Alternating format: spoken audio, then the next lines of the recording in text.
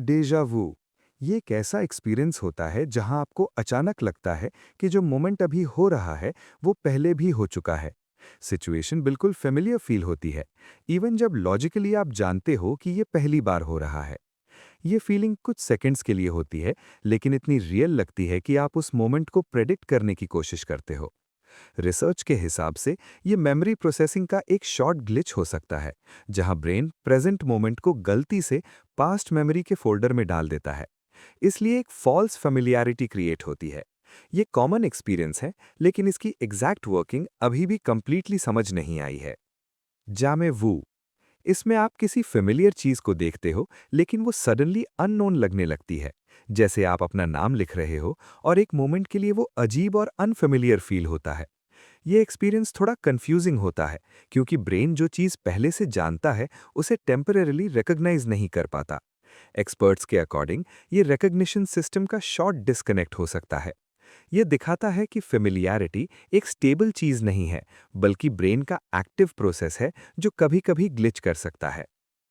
Sleep paralysis ये एक condition है जहां आप सोते वक्त या उठते वक्त अपनी बॉडी को मूव नहीं कर पाते। आपका माइंड पार्शली अवेक होता है, लेकिन बॉडी रेम स्लीप स्टेट में लॉक्ड रहती है। इसके साथ कभी-कभी विविध हेलुसिनेशंस भी होती हैं, जैसे किसी प्रेजेंस का फील होना, चेस्ट पर प्रेशर या रूम में किसी को देखना। ये एक्सपीरियंस काफ़ी रियल लगता है और लोग इसे सुपरनैचुरल समझ लेते हैं। साइंटिफिक एक्सप्लेनेशन के हिसाब से ये स्लीप साइकिल का मिसमैच है, जहां ब्रेन और बॉडी एक ही टाइम पर सिंक में नहीं होते। ये हार्मफुल नहीं होता, लेकिन एक्सपीरियंस इंटेंस होता है। हिप्निक जर्क ये वो सडन झटका होता है जो सोते वक्त फील होता है, जैसे आप गिर रहे हों और अचानक बॉडी रिएक्ट करती है। ये यूजुअली स्लीप के इनिशियल स्टेज में होता है, जब बॉडी ग्रेजुअली रिलैक्स हो रही होती है। ब्रेन कभी इस रिलैक्सेशन को डेंजर सिग्नल समझ लेता है और एक रिफ्लेक्स एक्शन ट्रिगर करता है। इसके साथ कभी फॉलिंग सेंसेशन या शॉर्ट ड्रीम भी फील होता है। ये एक्सपीरियंस काफ़ी कॉमन है और स्ट्रेस या फटीग के टाइम ज़्यादा होता है। ये दिखाता है कि स्लीप के ट्रांजिशन फेज में बॉडी और ब्रेन का कोऑर्डिनेशन कितना डेलिकेट होता है। फैंटम लिम्ब सेंसेशन ये कंडीशन उन लोगों में देखी जाती है जिनके बॉडी का कोई पार्ट एम्प्यूटेट हो चुका हो, लेकिन उन्हें अब भी उस मिसिंग लिम्ब का सेंसेशन फील होता है। कभी इचिंग, कभी पेन और कभी मूवमेंट का इल्यूजन भी होता है। ये ब्रेन के बॉडी मैप का रिजल्ट होता है, जो तुरंत अपडेट नहीं होता। ब्रेन अब भी उस लिम्ब को प्रेजेंट मानकर सिग्नल्स जनरेट करता रहता है।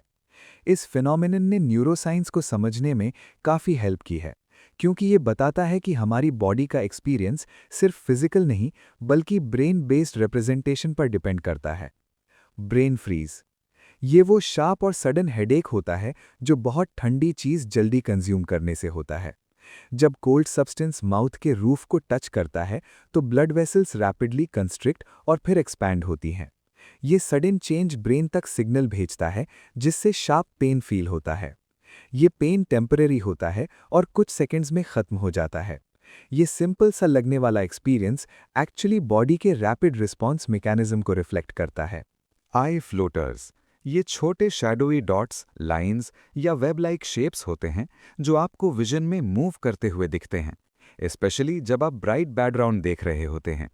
ये एक्चुअली आई के अंदर के विट्रियस जेल के टाइनी पार्टिकल्स होते हैं जो लाइट के साथ इंटरैक्ट करते हैं और रेटिना पर शैडो कास्ट करते हैं। ये पार्टिकल्स मूव करते रहते हैं, इसलिए आपको लगता है कि वो फ्लोट कर रहे हैं। ये जनरली हार्मलेस होते हैं, लेकिन कभी-कभी नोटिसेबल होने पर लोग कंफ्यूज हो जाते हैं। ये एक्सपीरियंस दिखाता है कि हमारी विजन सिस्टम कितनी सेंसिटिव है।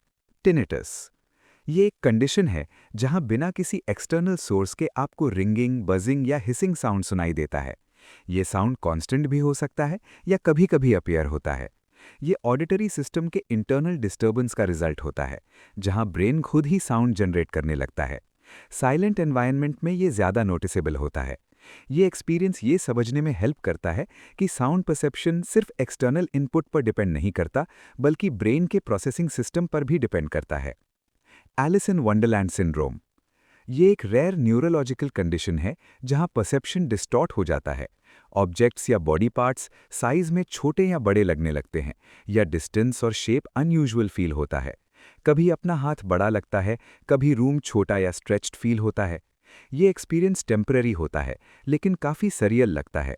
इसका नाम फेमस स्टोरी के कैरेक्टर के एक्सपीरियंस से इंस्पायर्ड है। ये कंडीशन दिखाती है कि हमारी परसेप्शन फिक्स्ड नहीं होती, बल्कि ब्रेन के इंटरप्रिटेशन पर डिपेंड करती है। एक्सप्लोडिंग हेड सिंड्रोम, ये एक स्लीप रिलेटेड फिनोमिनन है जहां आपको सोते वक्त या उठते वक्त एक लाउड इमेजिनरी साउंड सुनाई देता है, जैसे एक्सप्लोजन, गन शॉट या बैंग। ये साउंड रियल नहीं होता, लेकिन ब्रेन के अंदर जनरेट होता है। इसके साथ कभी फ्लैश ऑफ लाइट या सडन जर्क भी फील हो सकता है। ये हार्मफुल नहीं होता, लेकिन एक्सपीरियंस काफ़ी इंटेंस और डिस्टर्बिंग लग सकता है। ये दिखाता है कि स्लीप ट्रांजिशंस के दौरान ब्रेन एक्टिविटी कभी-कभी अनप्रिडिक्टेबल हो जाती है। रेस्टलेस लेग सिंड्रोम, ये एक कंडीशन है जहां लेग्स में एक अनकंफर्टेबल सेंसेशन फील होती है, स्पेशली रेस्ट या स्लीप के टाइम। इसे रिलीव करने के लिए लेग्स को मूव करने का अर्ज होता है। ये सेंसेशन इचिंग, टिंगलिंग या क्रॉलिंग जैसा फील हो सकता है। ये स्लीप को डिस्टर्ब कर सकता है और फटीग क्रिएट कर सकता है।